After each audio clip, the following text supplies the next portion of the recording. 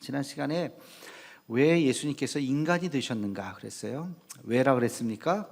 세 가지 이유가 있다 그랬어요. 하나는 예수님의 십자가의 죽음, 죄로 인해서 인간이 죽어야만 했기 때문에 진짜 인간이신 예수님이 죽어야 그 죄가 의미가 있는 것이죠. 죄사함이 의미가 있는 것이죠. 그래서 예수님은 인간이 되셨다. 또한 두 번째는 예수님이 인간이 되셔야만 우리 인간의 모든 생로병사 희노애락, 인간의 모든 삶을 다 아시고 그 아시는 주님 앞에 우리가 나아갈 수가 있는 것이죠. 인간을 이해하시고자 인간이 되셨다. 그리고 세 번째는 인간이 되셔야만 우리의 삶의 본이 되시잖아요. 우리가 주님 앞에 주님께서 살아갔던 그 길을 우리가 따라갈 수 있기 때문에 우리의 삶의 본이 되시고자 예수님은 인간이 되셨다. 그런 말씀을 드렸습니다. 자, 그러면 예수님께서 완전한 인간이 되셔야 하는데 방법이 있잖아요. 어떻게 해야 돼요? 성인이 돼서 어느 날 갑자기 쓱 나타나면 저 사람이 진짜 인간이 아니라 하늘에서 뚝 떨어진 사람인가 그렇게 착각할 수도 있고 그렇게 오해할 수가 있겠죠. 정말 인간이 되기 위해서는 인간의 몸에서 태어나야 돼요. 근데 예수님에게는 인성만 있는 것이 아니라 신성이 있잖아요. 예수님의 인성과 신성, 이 양성이 모두 완벽하게 50대 50이 아니고요 100대 100입니다. 예수님은 완전한 하나님이시고 완전한 인간이세요. 이 두 가지가 예수님에게 다 있습니다. 그래서 완전한 인간이시기 때문에 예수님이 인간의 몸에서 태어나야 합니다. 여자의 몸에서 태어나야 돼요. 근데 또 예수님은 신이시기 때문에 하나님이시기 때문에 남녀의 관계를 통해서 태어나신 것이 아니라 성령으로 잉태하신 거예요. 하나님의 거룩한 영으로 잉태하신 거예요. 그래서 아주 묘한 예수님의 탄생의 이야기가 굉장히 독특한 거예요. 마리아는 성령으로 잉태가 되어서 예수님을 낳으신 것입니다. 이것은 대단한 신비죠. 이것은 머리로 이성적으로 이해할 수가 없습니다. 여러분, 기독교 신앙에서 머리로 이해할 수 없는, 설명할 수 없는 것이 세 가지가 있어요. 첫째는 말씀으로 천지를 창조하셨다는 것. 이것은 우리 기독교 세계관에서는 진화론이 아니에요. 하나님께서 천지를 창조하셨어요. 그것도 무엇으로? 말씀으로 창조하셨어요. 여러분 믿으시면 아멘 하시기 바랍니다. 아멘. 우리 믿습니다. 설명해봐. 설명 못해요. 이거 뭐 어떻게 설명해요? 말씀으로 천지 창조한 걸 믿어지는 거예요. 믿음으로. 두 번째는 성령으로 잉태하셨다는 거예요. 여러분 어떻게 남자와 여자가 만나서 손 붙잡고 데이트도 하고 그래야 아기가 태어나는 거지 어떻게 남자 없이 아기가 태어날 수 있겠어요? 불가능한 거죠. 예수님은 그렇게 태어나셨다는 거예요. 설명해봐. 설명 못해요. 여러분 믿으십니까? 아멘. 정말 이런 놀라운 신비로 태어나셨어요. 또 한 가지는 예수님의 부활이에요. 죽은 사람이 어떻게 태어나? 이것도 설명할 수가 없어요. 그래서 증명의 영역이 아니라 믿음의 영역입니다. 여러분 이것을 믿어야 이 세 가지를 내 마음속에 진심으로 아멘으로 믿어야 우린 그리스도인이 될 수가 있는 것이에요. 여러분 하나님께서 예수님을 이 땅에 보내실 때 인간의 몸으로 보내실 때 고민을 하셔야 돼요. 어떤 고민? 자, 예수님의 육신의 엄마 아빠를 누구를 해야 될까? 그렇죠? 그냥 어느 날 성인이 쓱 나타난 게 아니라 태어나야 돼요. 엄마 아빠가 있어야 되는 거예요. 어머니의 자격, 아버지의 자격 당연히 있겠죠. 아무에게나 예수님을 태어나게 하실 수 있겠어요? 구약 성경에 보면 아버지의 자격이 딱 나옵니다. 예수님의 아버지의 자격 뭔지 아세요? 이사야서 11장 1절에서 2절 말씀입니다. 함께 같이 읽겠습니다. 시작. 이새의 줄기에서 한 싹이 나며 그 뿌리에서 한 가지가 나서 결실할 것이요 그의 위에 여호와의 영 곧 지혜와 총명의 영이요 모략과 재능의 영이요 지식과 여호와를 경외하는 영이 강림하시리니. 아멘. 메시아 예언 구절이에요. 이 세상을 구원하실 메시아가 나타날 것인데 그 메시아는 누구냐? 이새의 줄기에서 한 싹이 나는 그분이다. 이새가 누구예요? 이새가 다윗의 아버지예요. 다윗의 아버지. 그러니까 다윗의 그 자손에게 메시아가 날 것이다라고 하는 메시아 예언의 아주 중요한 그 예언 구절이 바로 이사야 11장 이 구절입니다. 또 있어요. 예레미야서 23장 5절 말씀 우리 함께 같이 읽겠습니다. 시작. 여호와의 말씀이니라. 보라, 때가 이르리니 내가 다윗에게 한 의로운 가지를 일으킬 것이라. 그가 왕이 되어 지혜롭게 다스리며 세상에서 정의와 공의를 행할 것이며. 아멘. 이것도 이 구절도 메시아 예언 구절이에요. 메시아가 나타날 것이다. 어디에서? 다윗에게 한 의로운 가지가 나타날 것인데 그가 바로 메시아가 될 것이다. 다윗의 자손, 유다 지파 다윗의 자손에서 메시아가 태어날 것이라고 하는 것이 성경 곳곳에서 계속해서 예언되고 있습니다. 자, 그러면 예수님의 아버지의 조건은 뭐예요? 유다 지파일 것, 다윗의 자손일 것. 그렇죠?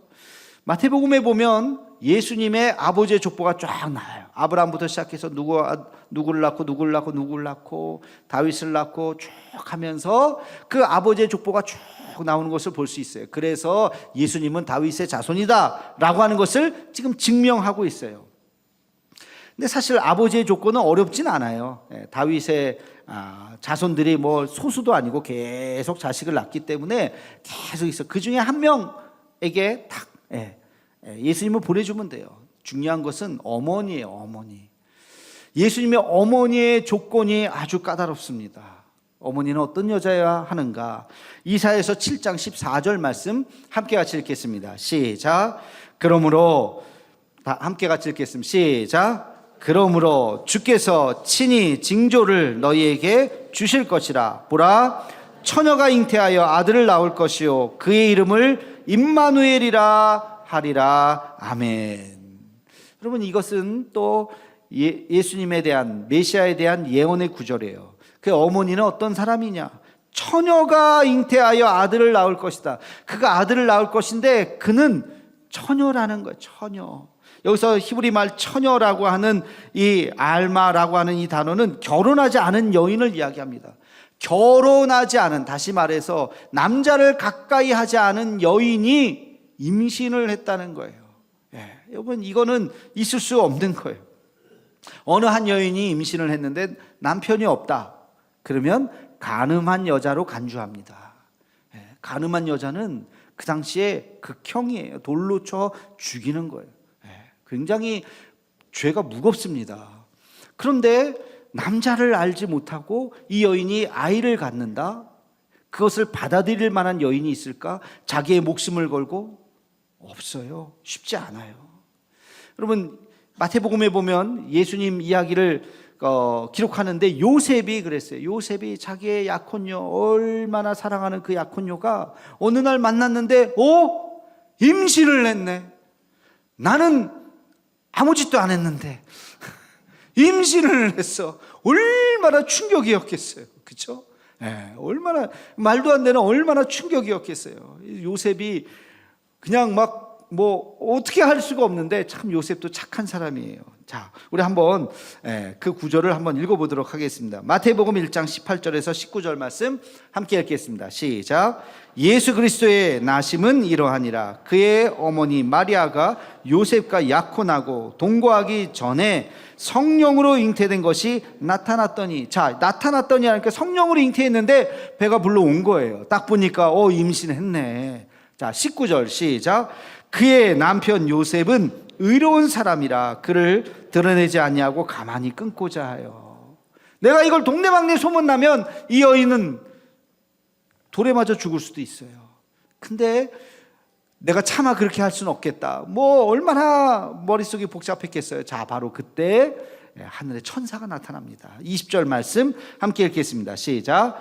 이 일을 행할 때에 주의 사자가 현몽하여 이르되 다윗의 자손 요셉아, 내 아내 마리아 데려오기를 무서워하지 말라. 그에게 잉태된 자는 성령으로 된 것이라. 아멘. 성경은 굉장히 건조하게 이렇게 쭉 쓰여졌지만 여러분, 그 상황을 한번 머릿속으로 상상해 보세요. 굉장히 충격적인 거예요. 마리아도 마찬가지고 요셉도 마찬가지고 그 순간 이걸 어떻게 해야 되나 결론적으로 이 둘은 그 놀라운 사실, 자기는 결백하잖아요. 둘 다 결백하잖아요. 요셉도 결백하고 마리아도 결백합니다.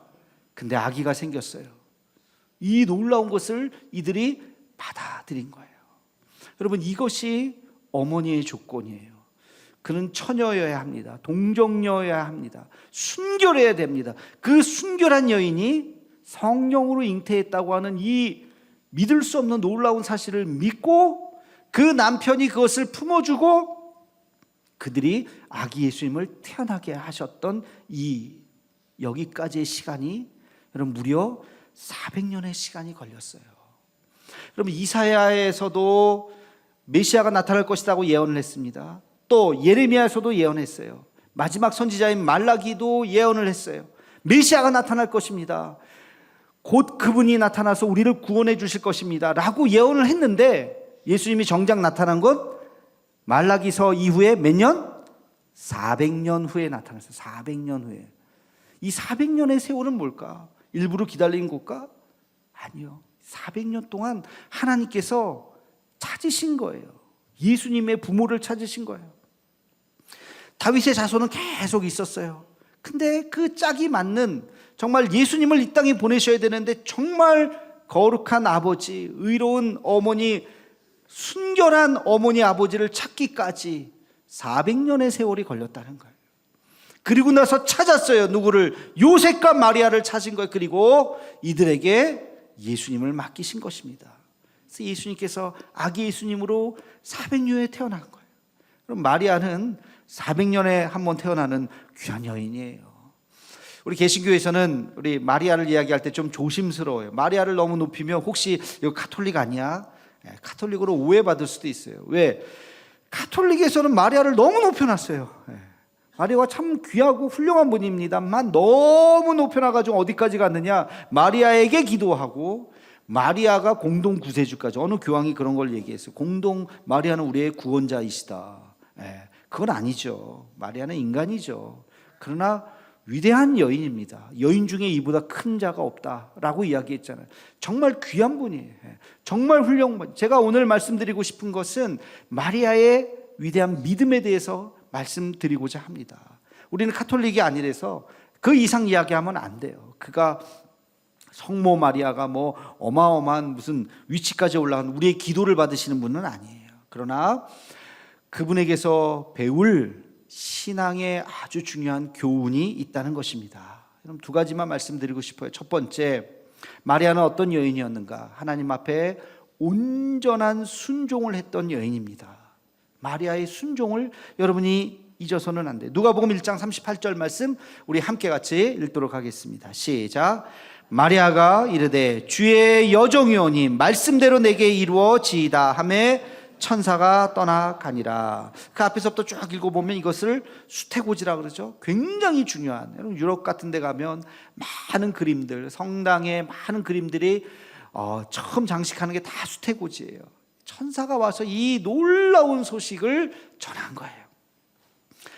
그랬더니 마리아가 주의 여종이오니, 우리 번역은 여종으로 되어 있지만 옛날 번역에 보면 주의 계집종이오니, 자기를 낮춘 거예요.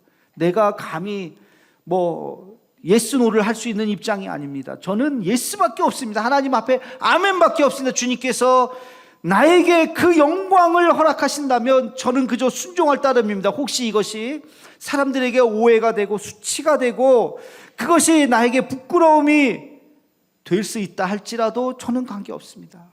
내가 이것을 영광스럽게, 이 은혜를 영광스럽게 받아들이겠습니다 하면서 주의 말씀대로 내게 이루어지겠습니다 하고 고백하는 장면입니다. 여러분, 이것이 마리아의 위대한 순종이에요. 이 순종하는 자를 지금까지 400년 동안 찾은 거라니까요. 여러분, 순종을 묵상해 보면요, 순종에는 세 가지의 요소가 있어요. 이 세 가지의 요소가 딱 맞을 때 그것을 우리는 진짜 하나님 앞에 순종하였다라고 말할 수 있는 거예요. 첫 번째는 순종은 즉시 하는 것입니다. 즉시 하는 게 순종이에요. 잠깐만요, 조금 생각해 볼게요. 일주일만 시간을 두세요. 머뭇거림은 순종이 아니에요. 죄송하지만 대부분의 경우 머뭇거림은 계산하는 거예요. 내가 이거 하나님의 뜻이다라고 하면 계산하지 않고 아멘 하고 나가는 거예요. 그럼 그게 믿음이요, 그게 진정한 순종인 것입니다. 하나님께서 아브라함에게 나타나셨어요. 본토 친척 아비집을 떠나라. 머뭇거리지 않았어요. 여러분, 순종이라고 하는 것은 하나님이 나에게 주신 말씀, 아멘, 하나님께서 인도하시겠지, 내 형편과 처지가 아니라 하나님께서 하시겠지라고 하는 믿음으로 나아가는 것이 순종인 줄로 믿으시기를 축원합니다. 즉시 결단하는 거예요. 즉시. 두 번째, 순종은 무엇이냐? 온전히 따르는 것이 순종입니다. 반만하는 것이 아니에요. 하나님 앞에 온전한 마음으로 순종할 때 하나님께서 그것을 받으시는 거예요. 여러분, 여호수아서에 보면 여호수아가 첫 번째 전쟁 여리고성을 정말 하나님의 뜻 가운데 놀라운 방법으로 성벽을 다 무너뜨리고 그 큰 전쟁에서 승리했죠. 여리고성은 큰 성이었습니다. 그런데 그 다음 성 아이성 전투에 갈 때, 야, 여리고의 반의 반도 안 되는 작은 성인데 그냥 우린 요 정도만 가도 되지, 우습게 봤어요. 근데 거기서 대패했어요. 완전히 진멸당했어요. 깜짝 놀랐어요. 아니, 우리가 이 전쟁에서 어떻게 졌느냐 알아봤더니 아간이라고 하는 사람이 범죄를 했어요. 한 사람의 범죄. 여리고성을 무너뜨릴 때 모든 것을 다 진멸하라, 그렇게 하나님께서 말씀을 하셨는데 보니까 신할의 아름다운 외투, 이거 새 건데 이거 버리기, 그냥 태우기 너무 아깝네, 툭툭 털어서 이거 내가 가져야지. 은 200세겔, 금 50세겔, 요거 내가 좋은데 나중에 써야지. 뭐 어떤 마음인지는 모르겠어요. 좋은데 쓰려고 했을지도 모르죠. 그거를 이렇게 싹 감췄어요. 하나님께서 그 한 사람의 범죄 때문에 그 민족이 다 큰 위기에 빠지게 되었던 것입니다. 전쟁에 대패를 했어요.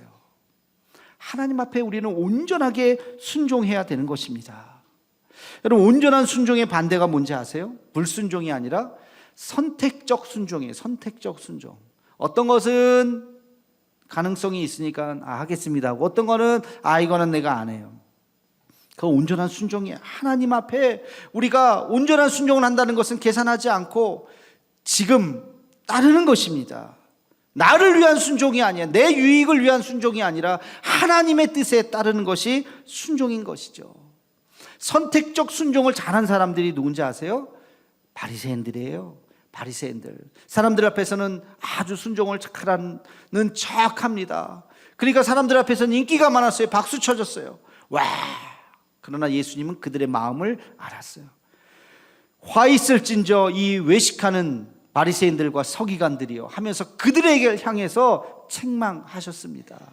보이는 것에만 그냥 치중을 했기 때문에 하나님께서는 그들을 책망하셨던 것이죠. 여러분, 온전한 순종이 무엇인지 정말 계산하지 않고 온전한 마음으로 하나님 앞에 순종하는 것이 무엇인지를 깨닫는 우리 모두가 되기를 주의 이름으로 축원합니다. 순종의 세 번째 요소는요, 순종은 억지로 하는 것이 아니라 기쁨으로 하는 거예요.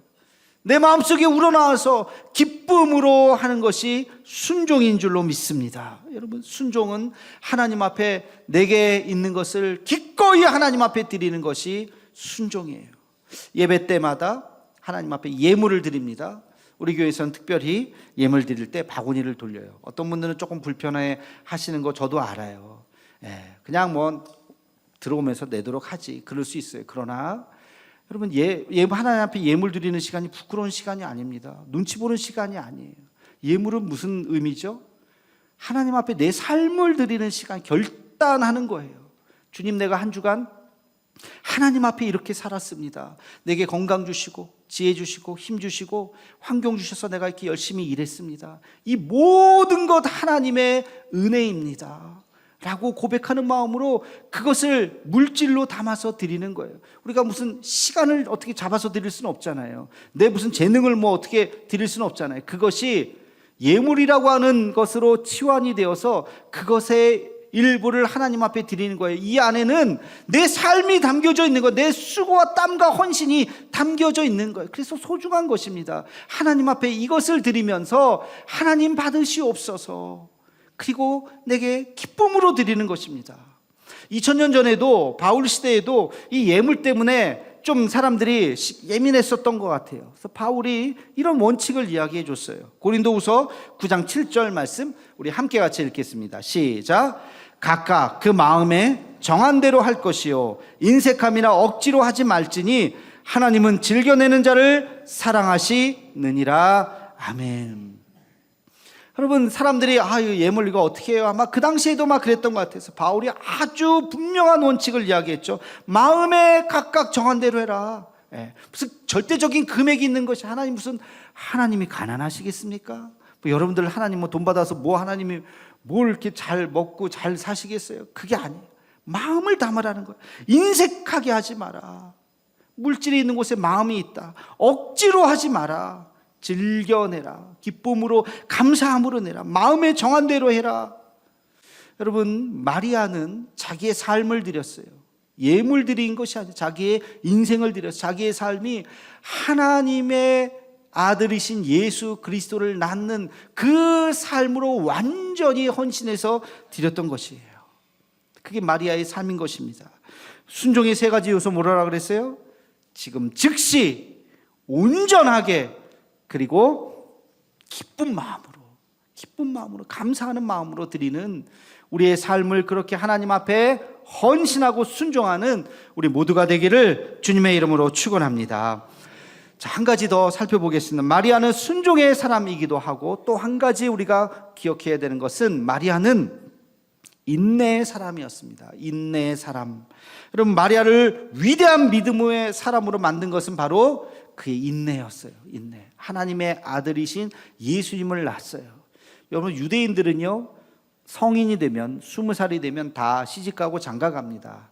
우리도 예전에 다 그랬죠. 20대, 10대 후반, 20대 초반이면 시집가고 장가가서 다 가정을 이루면서 살아요. 이분이 하나님의 아들인데 예수님인데 예수님이 이제 메시아가 될 텐데 20살이 됐으면 이제는 뭔가 세상을 향해서 어떤 일을 해야 될 때인데 친구들 보니까 동기들 보니까 다 시집가고 장가가고 했는데 예수님은 여전히 아버지 일 도우면서 몫으로 사네. 아마 거기에서 마리아가 잔소리를 했으면 얘야 빨리 네 길을 가라 빨리 좀 그랬으면은 글쎄요. 그러지 않았다는 거예요. 마리아는 끝까지 하나님의 때가 있겠지 인내했던 거예요. 인내하고 참고 어느 순간인가 기도하면서 하나님, 이분이 분명히 하나님의 자녀 하나님의 아들이신데 메시아인 우리를 구원하신 메시아일 텐데 하나님께서 언젠가 이분을 통해서 역사하실 줄로 믿습니다 하면서 그 세월을 기도하면서 견딘 거예요. 그 세월이 10년이잖아요. 예수님이 드디어 30살에 공생애로 나선 거예요. 여러분, 인내라고 하는 것은 그 시간을 바라보는 시선의 차이입니다. 그냥 이 악물고 참는 시간이 아니라 이 시간이 나에게 어떤 의미로 다가오느냐, 여러분 시선의 차이예요. 여러분, 예수님이 마지막 십자가에 달려 돌아가셨을 때 마리아는 그 모습을 쳐다봤잖아요. 얼마나 가슴이 아팠겠어요. 그렇죠? 마리아만큼 가슴 찢어진 사람이 있었겠습니까? 어쨌든 자기의 육신의 아들인데 저렇게 모진 고통으로 십자가에 죽어가는 그 모습을 보면서 얼마나 괴로웠겠어요. 그러나 마리아는 그것을 견뎠던 거예요. 왜? 하나님의 아들, 하나님께서 이 놀라운 방법을 통해서 하나님께서 역사하실 것이라고 하는 믿음이 그 여인에게 있었던 것입니다. 하나님께서 그 믿음의 여인을 찾기 위해서 400년을 뒤졌다니까요. 그래서 인내하는 이 여인, 순종하는 이 여인 마리아를 통해서 하나님의 역사를 만들어 갔던 것입니다. 사랑하는 성도 여러분, 하나님께서 오늘도 우리에게 요구하시는 것이 그거예요. 하나님의 사람을 찾고 있는 거예요. 하나님께서 오늘도 우리를 통해서 역사하시는데 우리 세대에 아무 일이 일어나지 않았다, 못 찾으신 거예요. 다음 세대 100년 200년이 흘러갈지 몰라. 그러나 우리가 주여 내가 여기 있습니다, 나를 사용해 주옵소서, 하나님의 말씀에 온전히 순종하는 사람, 하나님의 연단의 시간을 잘 인내하는 사람, 그를 통해서 하나님께서 역사하실 줄로 믿습니다. 이 믿음에 순종하는 저와 여러분이 또 우리 교회가 되기를 주님의 이름으로 축원합니다.